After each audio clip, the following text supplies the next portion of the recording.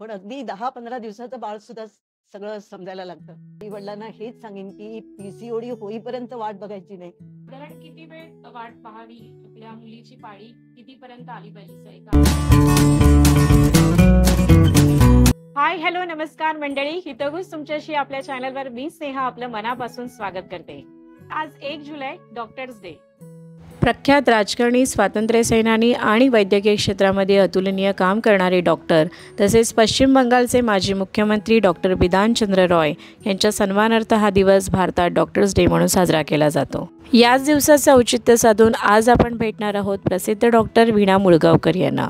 Doctor वीणा यांच्याबद्दल थोडक्यात सांगायचं झालं तर त्या एक समाजभिमुख प्रसूती आणि स्त्री रोगतज्ञ आहेत आणि वंचित समाजासाठी, त्यांच्या विकासासाठी, त्यांना उपचारात्मक सेवा देण्यासाठी मुंबईच्या शहरी झोपडपट्ट्यांमध्ये गेल्या 45 वर्षापासून त्या सातत्याने काम करत आहेत. विविध स्वयंसेवी संस्था आणि शाळांच्या मदतीने त्यांनी 7 गावे दत्तक घेतली असून तत्सम सेवा त्या देत आहेत. विविध राष्ट्रीय आणि आंतरराष्ट्रीय स्तरावर विविध NGO आणि संस्थांचं त्यांनी नेतृत्व केलं आहे. दक्षिण पूर्व आशियातील पहिल्या 10 संशोधकापैकी एक होण्याचा मान त्यांना मिळालेला आहे.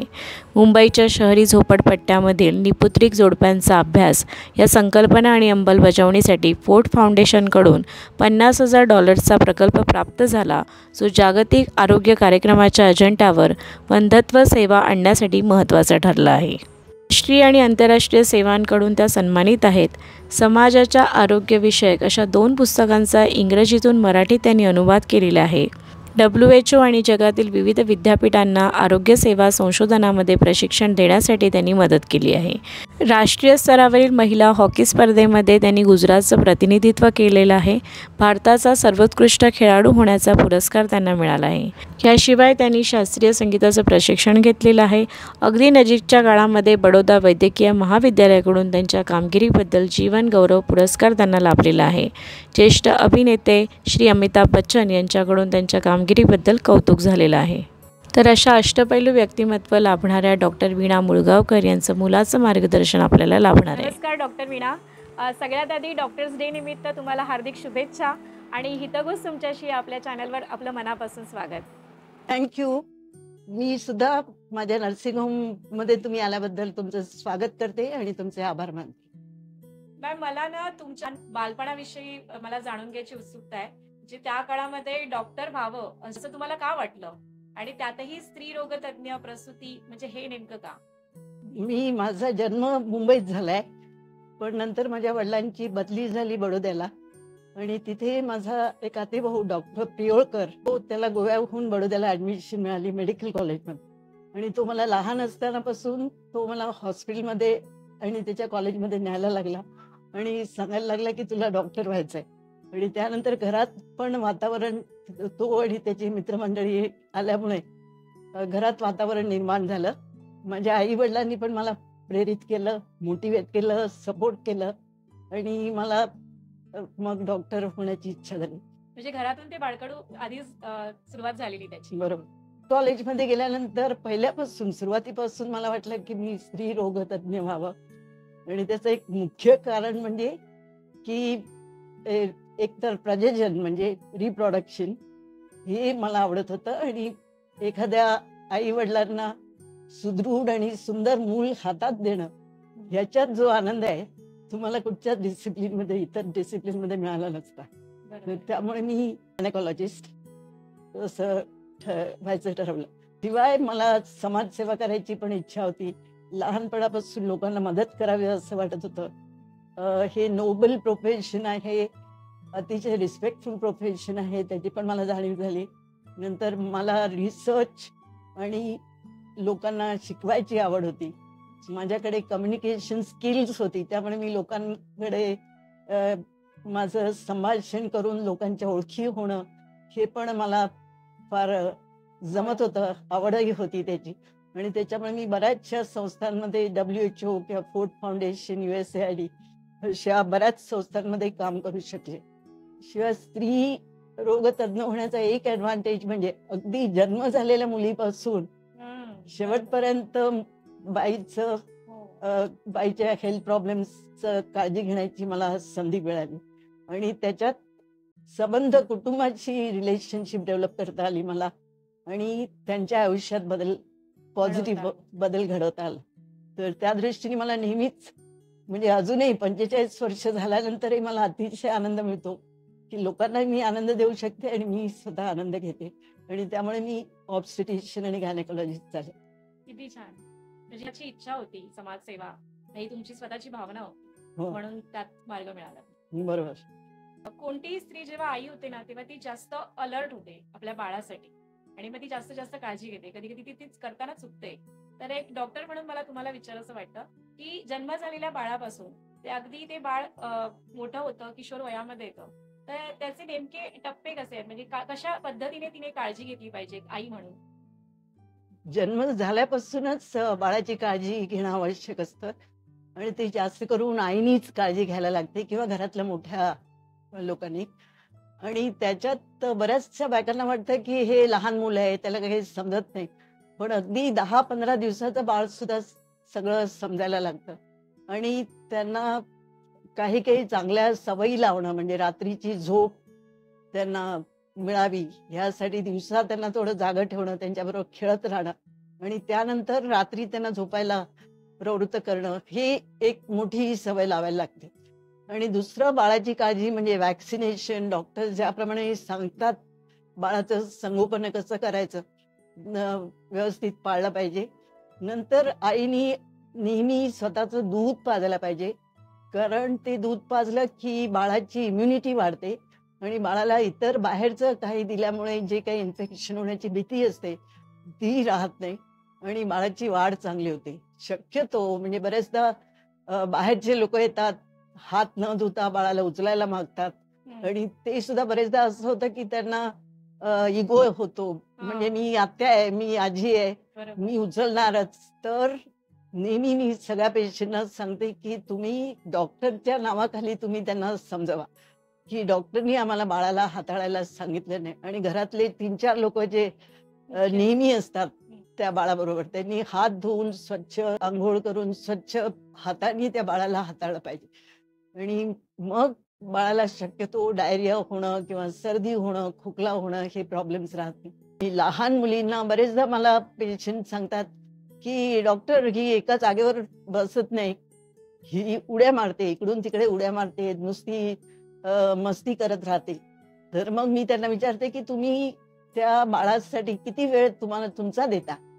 तर मग त्या काही बोलू शकत नाही. आणि नेहमी लक्षात ठेवायला पाहिजे की 1 वर्षाचं बाळ असलं तरी त्याच्याकडे बोलून काहीतरी कॉन्व्हर्सेशन करून त्यांच्या गप्पा ऐकून त्यांच्यासाठी वेगळा वेळ देऊन जेव्हा आपण त्यांच्याबरोबर चांगलं कम्युनिकेशन करतो तेव्हा ती मुलं मग मस्ती करत नाहीत. आणि त्यांना मी नेहमी सांगते की तुम्ही बाहेर घेऊन जाताना एखाद्या गार्डनमध्ये किंवा ग्राउंडवर आणि खूप धावायला लावा, खूप खेळा त्यांच्याबरोबर, म्हणजे मग घरी आले की ते जास्त इकडून तिकडे उड्या मारणं आणि मस्ती करणं हे करणार नाही. त्या मुलांना असे खेळ दिले पाहिजेत की ज्याच्यामुळे त्यांची पर्सनॅलिटी डेव्हलप होईल. बरेचदा असं आपण विचार करत नाही मुलांच्या दृष्टीने की त्यांना कुठचे खेळ आवडतील आणि त्याच्यातून त्यांची पर्सनॅलिटी कशी डेव्हलप होईल. आणि म्हणजे एक खेळ मी असा शोधून आणला की ज्याच्यात 2 इलेक्ट्रोड्स लावले की ते 2 वर्ब आणि हे नाऊन असं मॅच व्हायचं. तर त्याच्यामुळे त्या मुलांना इतकी मजा यायला लागली की ते प्रत्येक जण म्हणायचे की आम्हाला डॉक्टरकडे जायचंय. पण ते तिथे मग आणि त्याच्यात इतकी माहिती होती की आपल्या देशाचे प्राईम मिनिस्टर्स कोण, इतर देशांच्या प्रेसिडेंट्स कोण आणि कॅपिटल्स कुठची आणि बरंच म्हणजे एखाद्या मोठ्या माणसाला सुद्धा त्याच्यातून नॉलेज मिळेल. असे खेळ जे क्रिएटिव्ह खेळ असतात ते आई वडिलांनी शोधले पाहिजे. बुद्धीला चालना मिळण्यासारखे खेळ असलेच पाहिजे. आणि त्यासाठी म्हणजे बायका आणि म्हणजे आई वडील त्यांनी वेळ दिला पाहिजे मुलांना आणि त्यांनी स्वतः आपल्या मुलाच्या डेव्हलपमेंटसाठी, मुलीच्या डेव्हलपमेंटसाठी थोडा विचार करून त्याप्रमाणे खेळ आणणं, त्यांना पुस्तकं आणणं, गोष्टी सांगणं आणि नुसतंच कार्टून लावून टेलिव्हिजन समोर बसवणं किंवा मोबाईल हातात देऊन त्यांना खेळायला लावणं यांनी त्यांची पर्सनॅलिटी डेव्हलप होणार नाही. त्यामुळे ही काळजी मुख्य घ्यायला पाहिजे. आणि त्याच्यानंतर महत्वाचं म्हणजे त्यांचं खाणं. त्यांना अतिशय चांगलं शक्तिवर्धक खाणं द्यायला पाहिजे आणि ते त्यांना समजवायला पाहिजे की कशात शक्ती आहे आणि ते खाल्ल्यामुळे त्यांचा ब्रेन कसा डेव्हलप होईल आणि ते पुढे कसे मोठे चांगले सिटिझन्स होतील, नागरिक होतील, हे त्यांना समजवण्याची जबाबदारी आपल्या मोठ्यांची असते. आणि मग जर त्यांना कळवलं की नाही, दूध प्यायला पाहिजे, भाज्या खायला पाहिजेत, कोशिंबिरी खायला पाहिजेत, कडधान्य खायला पाहिजेत, फळं खायला पाहिजेत, हे सगळं जर आपण त्यांना सायंटिफिक रित्या जर समजवलं तर बरेचदा मुलींची वाढ चांगली होते आणि पुढची सगळे त्यांचे हेल्थ प्रॉब्लेम्स कमी होतात. बरेचदा मोठ्या झाल्यावर बायका विचारतात की आमचं कुठे चुकलं, पण ते लहान वयापासून त्यांना नीट त्यांच्याकडे लक्ष देऊन त्यांच्यावर जे चांगले संस्कार घडायला पाहिजेत ते करायलाच पाहिजेत आणि ती काळजी आपण घेतली पाहिजे. पालकांची जबाबदारी खूप जास्त आहे आणि मग कंप्लेंट्स देण्यात काही अर्थ नाही. मॅम, मुलगी जेव्हा वयात येते ना तेव्हा त्या आईला खूप दडपण असतं, टेन्शन पण असतं.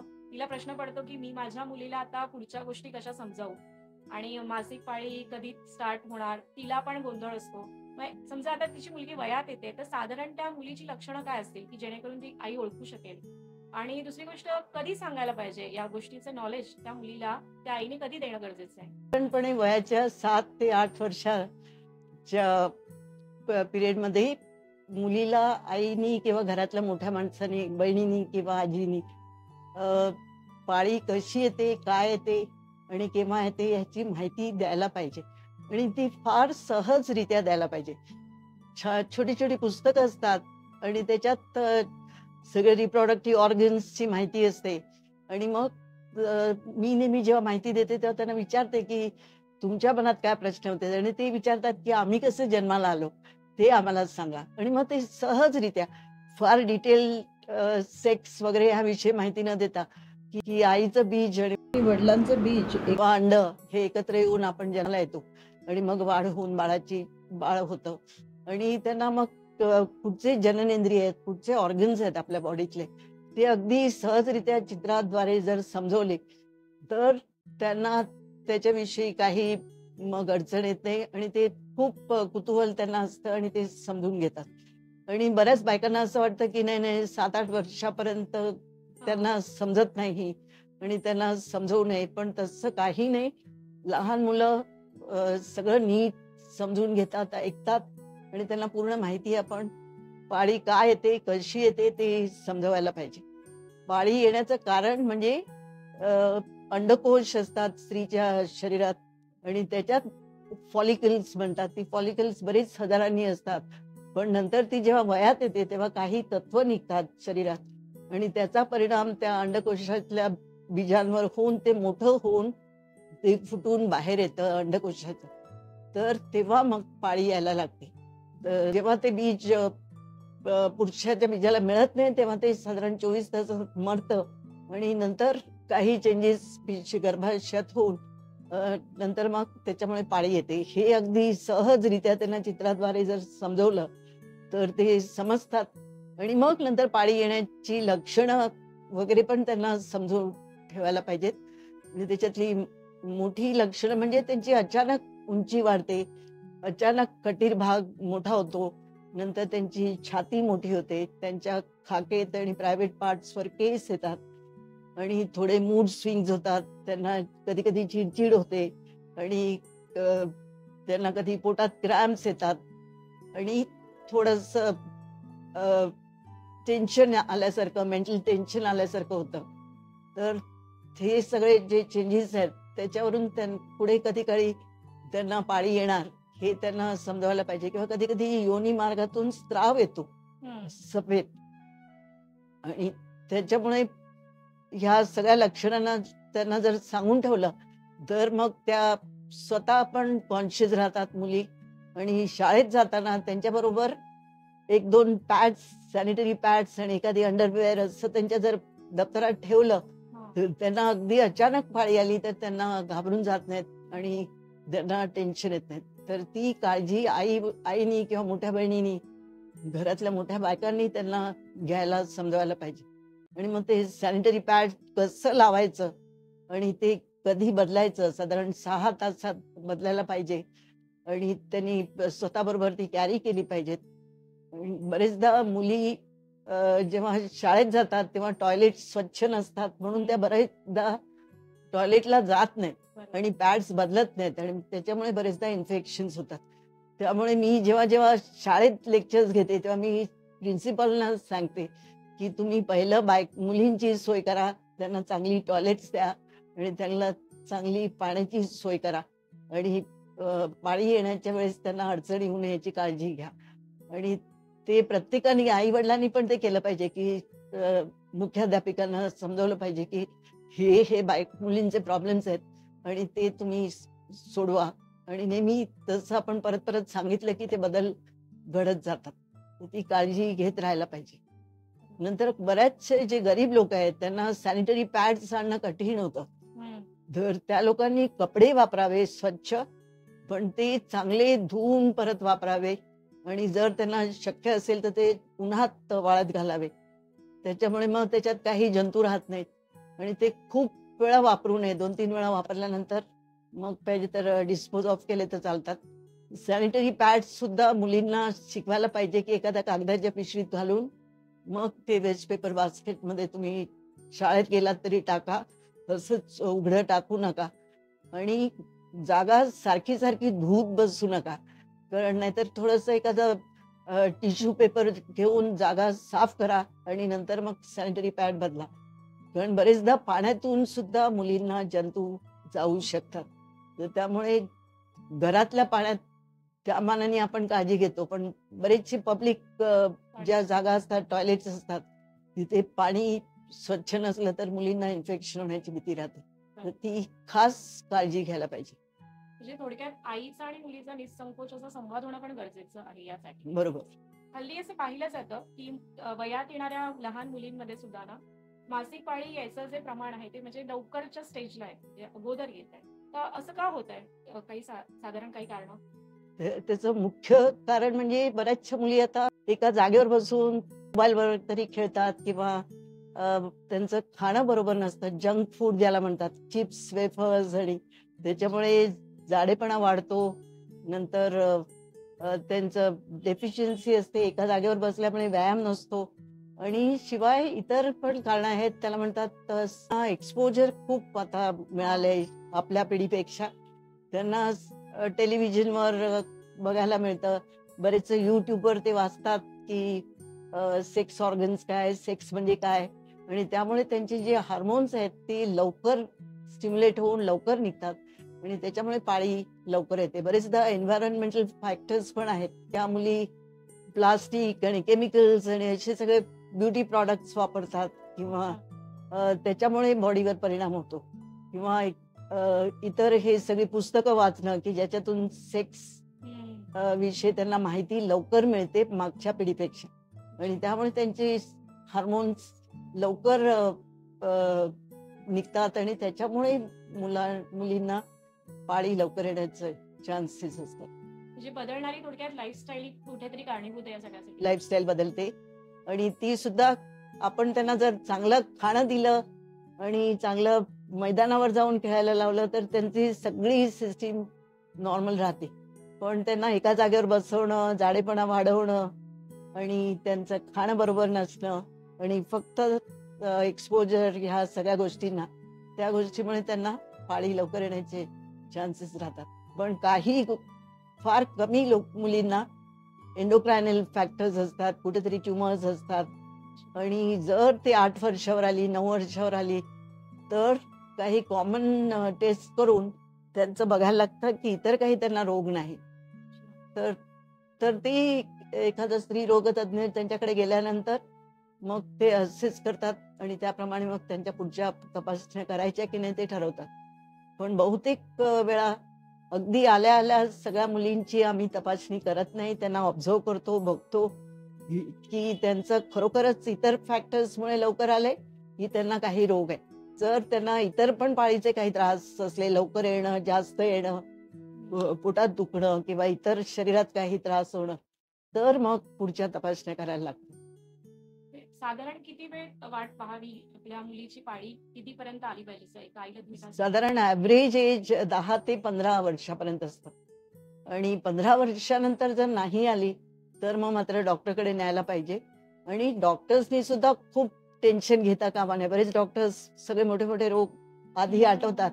ते न करता त्यांचं रक्त कमी आहे का, त्यांच्या अंगावर फॅट आहे का, त्यांचा व्यायाम कमी आहे का, त्यांना काही मेंटल स्ट्रेस आहे का, घरात वातावरण कसं आहे, हे सगळं बघून माझ्याकडे येणाऱ्या सगळ्या मुली जर 15 वर्षावर आल्या तर मी त्यांना सांगते पहिल्यांदा खाणं सुधारा, त्यांना डाएट लिहून देते आणि त्यांना फॅट कमी करायला लावते, त्यांना चांगले खेळ खेळायला लावते आणि त्यांचे बरेचदा पिरियड्स व्यवस्थित येतात. पण काही काही रोग म्हणजे आपल्या देशातला कॉमन रोग म्हणजे ट्युबरक्युलोसिस. जर लहानपणी त्यांना टीबी झालेला असेल तर बरेचदा लंग्स आणि युट्रस म्हणजे गर्भाशयाचा टीबी होऊन मग पाळी येत नाही. तर ते मग बरेचदा बघायला लागतं की त्यांना काही पूर्वी किंवा त्यांच्या घरात कोणाला टीबी झालाय का, तर ते असेल तर त्याप्रमाणे त्यांना ट्रीटमेंट द्यायला लागतं. चांगली माहिती खरं या ब्लॉग मधून आपल्याला मिळते. सध्या इंटरनेट आणि युट्यूब मध्ये ना मी पीसीओडी हा शब्द फार ऐकते. म्हणजे हा शब्द आता कॉमन झाला असं मला लक्षात नाही. पण मला जाणून घ्यायची इच्छा आहे की पीसीओडी म्हणजे नेमकं काय. हा एक आजार वगैरे असावा असा अंदाज आहे. पण त्याची नेमकी लक्षणं काय, त्याच्यावर काय उपचार करता येईल? पीसीओडी म्हणजे पॉलिसिस्टिक ओव्हेरियन डिसीज. आणि मेडिकली जरी त्याला डिसीज म्हणत असले तरी प्रॅक्टिकली हा रोग नाही. हा जास्ती राहणीमानाचा परिणाम आहे. बऱ्याचशा मुलींचं जे लाईफ सेडेंटरी झालं, एका जागेवर बसून, नंतर आता कम्प्युटर्स आले, खाण्यात फरक झाला आणि फॅट वाढायला लागलं आणि त्यांचा त्या मनाने व्यायाम नाही, तर जी हार्मोन्स पाळी येण्यासाठी आणि बाळाचं बीज फुटून येण्यासाठी गरजेची असतात ती चरबीत साठून राहतात आणि चरबीत रक्तवाहिन्या नसल्यामुळे ते फिरत नाही रक्तात आणि त्याच्यामुळे त्यांना पाळी वेळच्या वेळी येत नाही आणि बाळाचं बीज फुटून येत नाही आणि त्या बीजात पाणी साठतं आणि त्याला म्हणतात सिस्ट होते. आणि असे मल्टिपल बीजांमध्ये पाणी साठलं की त्याला म्हणतात पॉलिसिस्टिक, म्हणजे मल्टिपल फॉलिकल्स बीजांमध्ये पाणी होणं आणि पाळी बरोबर न येणं, बाळाचं बीज बरोबर फुटून न निघणं आणि पुढे जाता त्यांना मुलं न होणं, हे सगळे प्रॉब्लेम्स त्यांना येतात. त्याचा थोडा सोशल पण परिणाम असतो की मुलींना कळत नाही की पाळी कधी येणार. बरेचदा 3 महिन्यांनी येते, 5 महिन्यांनी येते, 2 महिन्यांनी येते. त्यामुळे ज्या मुलींची पाळी बरोबर महिन्याला येतात त्यांना बरंचसं प्लॅनिंग करता येतं. पण ज्यांची येत नाही त्यांना नेहमी मेंटल टेन्शन राहतं आणि मग त्यांना डिप्रेस वाटतं, कुठे जाता येत नाही, गेलं तर सारखं पाळी आली का पाळी आली का ह्याचा पण टेन्शन असतं आणि त्यांच्या मनावर पण पाळी न आल्यामुळे परिणाम होत असतो, चिडचिड होत असते, त्यांचे मूड स्विंग्स असतात, त्यांच्या पोटावर आणि सबंध अंगावर फॅट साठतं आणि इतर मेंटलच त्यांना जास्ती सेटबॅक्स येतात. तर पीसीओडी हा म्हणजे मी परत परत सांगेन की हा रोग नाही, पण आता आपण जे राहणीमान बदलले, आपण आता सगळ्या मुली जास्त एका जागेवर बसून कम्प्युटरवर तरी काम करतात किंवा लहान मुली घरात बसून टीव्ही बघणं, मोबाईलवर खेळणं किंवा मोबाईल वाचणं आणि बाहेर मैदानी खेळ न खेळणं आणि त्या मनाने व्यायाम न करणं, या सगळ्या गोष्टींमुळे पीसीओडी होतं. आणि मी सगळ्या आई वडिलांना हेच सांगेन की पीसीओडी होईपर्यंत वाट बघायची नाही. लहानपणापासून मुलींना मैदानी खेळ, बाहेर ग्राउंडवर जाऊन धावणं किंवा सायकल चालवणं आणि इतर जे खेळ असतात ते खेळायला लावणं आणि त्यांना उगीच जंक फूड हे खा ते खा. माझ्याकडे येणारे पेशंट सांगतात की नाही, ते चिप्स किंवा वेफर शिवाय काही खातच नाही, असं जे म्हणतात ते चुकीचं असतं. नेहमी आईनी स्वतः पहिलं चांगलं खाणं शिकायला पाहिजे आणि नेहमी मुलं आईचं अनुकरण करतात. मुलगा असू दे मुलगी असू दे, 12-13 वर्षापर्यंत, नंतर मग वडिलांचं अनुकरण करतात. त्यामुळे आईनी पहिली शिस्त लावायला पाहिजे आणि सगळं सकस आहार जेवणात असायला पाहिजे. तो असला तर मग मुलींना हे प्रॉब्लेम्स होत नाही. आणि महत्वाचं म्हणजे योगा हे आपलं एक चांगलं शास्त्र आहे आणि त्याच्यात बरेचसे योगाचे जे प्रकार आहेत, म्हणजे भुजंगासन आहे, ताडासन आहे, नंतर एकपादक मुक्तासन आहे. ही बरीचशी जी योगाचे प्रकार आहेत ते मुलींकडून करून घ्यावे. एखाद्या वेळेस क्लासेसमध्ये जायला लागलं तरी चालेल, पण त्यांनी शिकून ते घरात केले पाहिजेत आणि मैदानी खेळ खेळले पाहिजेत आणि वजन वाढवता कामा नये. आणि म्हणून मी माझ्या सगळ्या पेशंटना 4 पॉइंट प्रोग्राम सांगते. त्याच्यात एक म्हणजे सकस आहार, सगळं दूध, फळं, कोशिंबिरी, कडधान्य, पालेभाज्या, इतर हिरव्या भाज्या वगैरे सगळं असायला पाहिजे जेवणात. अंगावर चरबी साठता कामा नये. तिसरं ब्लड सर्क्युलेशन चांगलं पाहिजे, त्यासाठी व्यायाम पाहिजे. आणि चौथं मेंटल स्ट्रेस नको. आणि 5वी गोष्ट, जर त्यांना इतर काही कॉमन रोग, थायरॉइड डेफिशियन्सी जर असेल तर ती ट्रीट करायला पाहिजे. आणि ते सुद्धा थायरॉइड डेफिशियन्सी होण्याचं पण कारण की त्या एका जागेवर बसतात आणि व्यायाम करत नाहीत आणि चांगलं खात नाहीत. तर ही सगळी जर काळजी घेतली तर पीसीओडी होणार नाही. आणि ती करेक्टेबल असते, ते बरं होतं तो रोग. त्यामुळे ती झालंय म्हणून भीती घेऊन काहीतरी मोठं रोग झाल्यासारखं डॉक्टरकडे जाऊ नये. डॉक्टर जे साधे उपाय सांगतात ते त्यांनी अनुकरण करावं, म्हणजे आपोआप त्यांना बरं वाटतं. म्हणजे बदलणारी जी जीवनशैली आहे ना ती कुठेतरी या सगळ्या गोष्टी या रोगांवरती कारणीभूत आहे. आणि अगदी साधे साधे सोपे सोपे उपाय मॅडमनी सांगितलेले आहेत. मला वाटतं या सगळ्या गोष्टींचा गंभीर्याने विचार करणं गरजेचं आहे. मला वाटतं हा प्रश्न ना प्रत्येक स्त्रीच्या मनात असेल, स्त्री काय अगदी प्रत्येकाच्या मनात असेल, की स्त्रीचं लग्नाचं नेमकं वय किती असावं. म्हणजे प्रेग्नन्सी वगैरे या सगळ्या गोष्टी पुढे आहेत. तर काय सल्ला द्याल तुम्ही? आत्ताच्या दिवसात बहुतेक मुली करिअर ओरिएंटेड असतात आणि त्यांना जास्त शिक्षणाला आणि पुढच्या करिअरला महत्त्व द्यायचं असतं. आणि त्यामुळे ते बरेचदा उशिरा लग्न करतात. पण आदर्श वय म्हणजे 24 ते 27 वर्षापर्यंत लग्न करावं. त्याचं कारण मुख्य की एकतर जे स्नायू असतात, पेशीचं तोंड उघडणं, त्याची ताणशक्ती, इलास्टिसिटी, ती 27 ते 30 वर्षापर्यंत मॅक्झिमम चांगली राहते. त्याच्यानंतर ती ताणशक्ती थोडी कमी होते आणि त्यामुळे सिझेरियनचे चान्सेस वाढतात. पण मुली बहुतेक वेळा करिअर ओरिएंटेड असल्यामुळे आणि स्वतःचं नोकरी चांगली न मिळाल्यामुळे लग्न उशिरा करतात. पण तशाही मुलींना खूप काळजी करण्याची गरज नाही किंवा आई-वडिलांना काळजी करण्याची गरज नाही. कारण नंतर जरी नॉर्मल डिलिव्हरी नाही झाली तरी सिझेरियन करून छान बाळ त्यांना होऊ शकतं. पण बऱ्याचशा 30 वर्षानंतरच्या मुलींचं जर नॉर्मल डिलिव्हरी झाली नाही तर डॉक्टर्सच सिझेरियन करतात असं नाही, पण त्यांची स्नायूंची इलास्टिसिटी कमी झाल्यामुळे बरेचदा किंवा बाळाच्या पोझिशनमुळे सिझेरियन करायला लागलं तर त्याची भीती घेऊ नये. फक्त जर मुलींना शक्य असेल तर कोणी जर त्यांना पार्टनर मिळाला आणि त्यांनी लग्न केलं आणि करिअर सायमल्टेनियसली चालू ठेवलं तर ते एकदम आदर्श, आयडियल. कारण त्याच्यात मग त्यांचं सेटलमेंट पण लवकर होते. पुढे बाळाची पण सेटलमेंट, मुलाची मुलीची सेटलमेंट लवकर होते. शिवाय ज्या मुलींची उशिरा लग्न होतात त्यांना जेनेटिक बाळात प्रॉब्लेम होण्याची शक्यता असते. आणि मग तुम्ही ऐकलं असेल डाऊन सिंड्रोम बरोबर. किंवा एडवर्ड सिंड्रोम, असे क्लीन फिल्टर सिंड्रोम म्हणून काही काही जे रोग असतात ते जन्मतः होतात बाळामध्ये. आणि ते पुढे होऊ नये म्हणून जरा लवकर मूल झालेलं बरं असतं. पण आता ती पण भीती तेवढी राहिलेली नाही, कारण जेनेटिक लॅब्स आता आपल्या पूर्ण देशात आहेत आणि त्याला म्हणतात डबल मार्कर किंवा क्वाड्रुपल मार्कर. त्या जेनेटिक टेस्ट करून बाळ जन्माच्या आधी पहिल्या 3-4 आठवड्यातच 3-4 महिन्यातच बाळ बरोबर आहे की नाही ते आपल्याला समजतं. आणि जर ॲबनॉर्मल असेल तर ते बाळ काढून टाकता येतं. तर ती पण भीती आता कमी झाली आहे.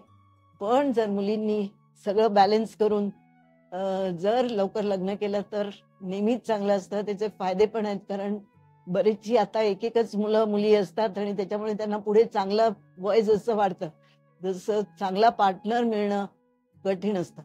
आणि बरेचदा हल्लीच्या ट्रेंडप्रमाणे मुली म्हणतात आम्ही पहिल्यांदा मुलांना असेच करू, आम्ही त्यांच्याबरोबर राहून बघू, त्याला म्हणतात लिव्हिंग इन रिलेशनशिप.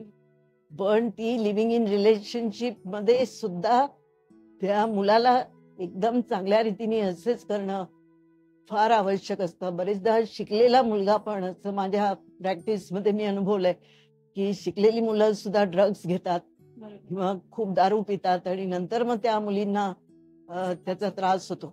त्यामुळे पहिल्यापासून पूर्वी जे आपले आई वडील सगळं फॅमिलीज बघत होते त्यांचं बॅकग्राऊंड स्टडी करत होते. ती पद्धत खरी चांगली आहे. त्याच्यानंतर मुला-मुलींनी फिरावं, पण लिव्हिंग इन रिलेशनशिप ठेवून नंतर मग अनवॉन्टेड मूल होऊन मग ते काढायला लागून इतर स्वतःच्या बॉडीचं नुकसान करणं, हे मी तरी ॲडवाइस करणार नाही.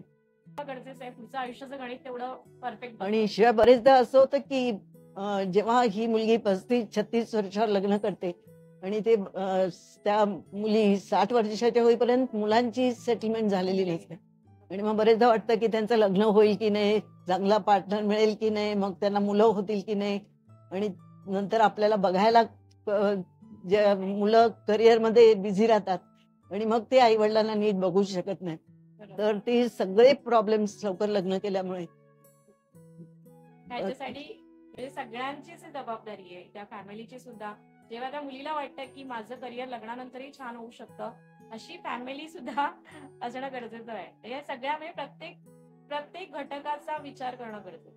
आणि आता आता म्हणजे सगळीकडे ते डॉक्टर्स नेहमीच सांगतात की नुसतंच पत्रिका बघणं आणि गुण जुळतं ते बघण्यापेक्षा मुलांच्या घरात काय रोग आहेत, त्या मुलांना काय सवयी आहेत आणि पुढे ती मुलं करिअरसाठी मुलीला सपोर्ट करणार की नाही, किंवा त्याचे आई वडील सपोर्ट करणार की नाही. बरेचदा मुलं सपोर्टिव्ह असतात पण आई वडील सपोर्ट करत नसतात. तर ते सगळं बघून मुलीचं लग्न करावं. इतर गुण बघणं आणि पत्रिका बघणं ह्यापेक्षा ह्या सर्व गोष्टी बघणं अतिशय आवश्यक आहे. नंतर येणारा स्टेप म्हणजे ती प्रसूती. प्रसूतीमध्ये काय काळजी घेतली पाहिजे का स्त्रीने, म्हणजे अगदी प्रसूतीपूर्व सुद्धा आणि प्रसूतीनंतर? सुरुवात म्हणजे लग्न करताना दोघांनी एकमेकांशी बोलून ठरवायला पाहिजे की त्यांना मूल कधी पाहिजे. बरेचदा असं होतं की माझ्याकडे हनीमूनला जातात आणि त्यांना मूल झालेलं असतं आणि त्या पहिल्या महिन्यातच मूल राहतं, कारण त्यांनी आधी बोललेले नसतात की आपल्याला मूल कधी पाहिजे. तर त्याच्यामुळे मग त्याला म्हणतात अनवॉन्टेड प्रेग्नन्सी. त्या मनाने तयार नसतात, मग ते मूल काढायला लागतं. आणि मी आता सांगितल्याप्रमाणे जेनेटिकली पहिलं जे बाळ असतं ते नेचरनीच नॉर्मल केलेलं असतं.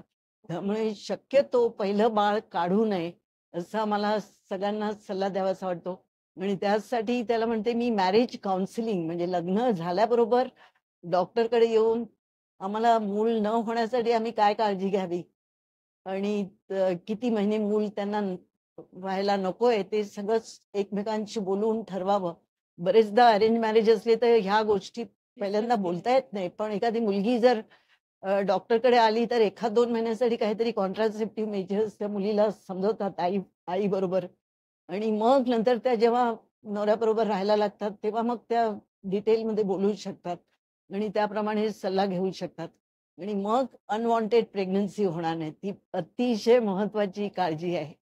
आणि त्याच्यानंतर मी आधीच सांगितलं की लहानपणापासून चांगला सकस आहार, चांगल्या सवयी लावणं आणि जास्त वजन न वाढवणं, नुसतं फॅट अक्युमुलेट न करणं, हे फार महत्वाचं नाही. स्ट्रेस न घेणं, मन शांत करणं, रेग्युलर व्यायाम करणं, योगा करणं, प्राणायाम आणि अनुलोम विलोम करून, मेडिटेशन करून मन शांत करणं, चिडचिड न करणं, ह्या सगळ्या गोष्टी प्रेग्नन्सीमध्ये काळजी घ्यायची गरज असते. कारण त्या सगळ्या गोष्टी थोड्याशा हार्मोनल चेंजेसमुळे होऊ शकतात. कारण प्रेग्नन्सी हा एक नवीन अनुभव असतो मुलीला आणि त्यांना त्या काळात इतरांनी पण समजून घ्यायला पाहिजे की त्या मुलीला काही त्रास होऊ नये मानसिक, ह्याची काळजी घ्यायला पाहिजे. फार वेळा मुलींना उलट्या होतात आणि बऱ्याचशा मोठ्या लोकांना वाटतात की उलट्या झाल्याच पाहिजेत आणि उलट्या झाल्या तर काही ते औषध करत नाहीत किंवा काही काळजी घेत नाही.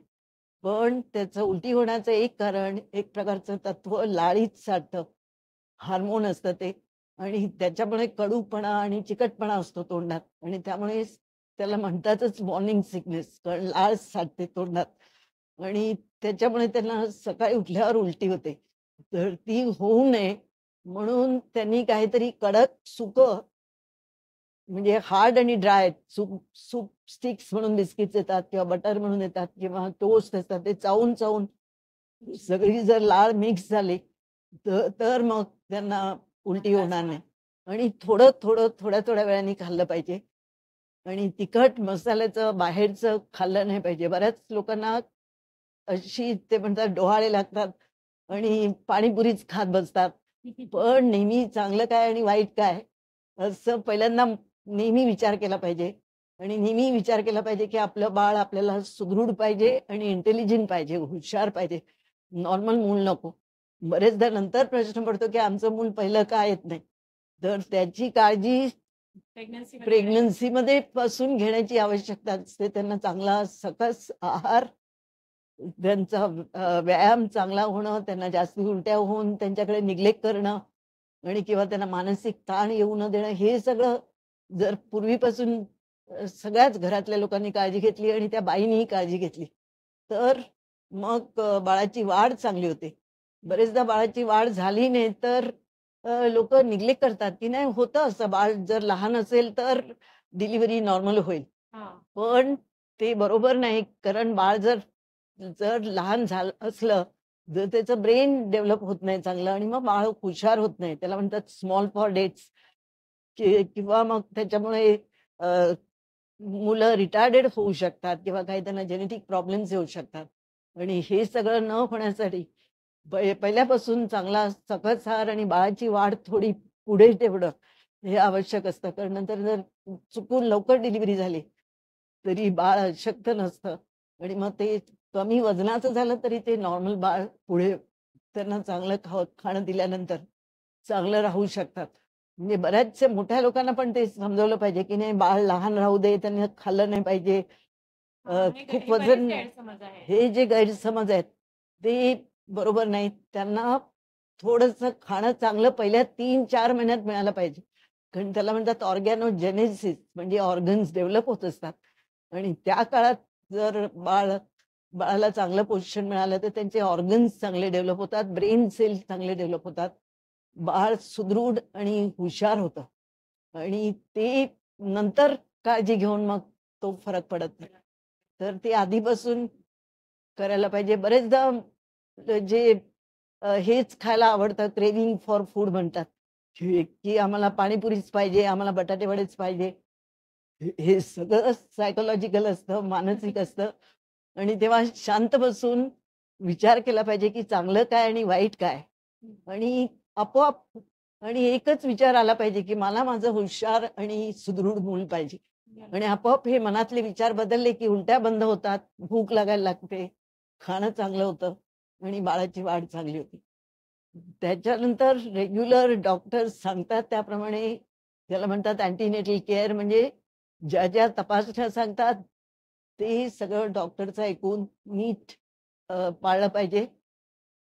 फक्त चुकीचा सल्ला घेऊन, वजन वाढवून, पायावर सूज आली, ब्लड प्रेशर वाढलं, की मग डॉक्टर्सकडे जास्त जायला लागतं, ॲडमिट व्हायला लागतं आणि खर्च वाढतो आणि मानसिक त्रास वाढतो.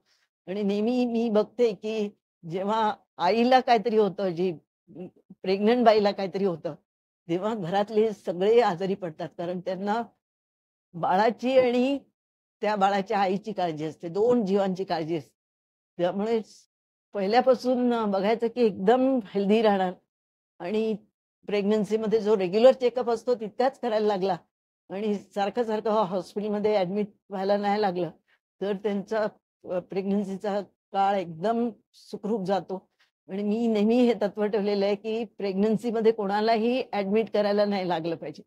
त्यांच्याबरोबर जास्त वेळ देऊन, त्यांना समजावून, त्यांचे प्रॉब्लेम्स सोडवून, त्यांना घरीच त्यांची काळजी घ्यायला लावणं, ही एक डॉक्टरची पण जबाबदारी आहे. जास्त त्यांना उलटी झाली ॲडमिट व्हा, पोटात दुखलं ॲडमिट व्हा, असं न करता त्यांचं मेंटल टेन्शन वाढवण्याची गरज नसते.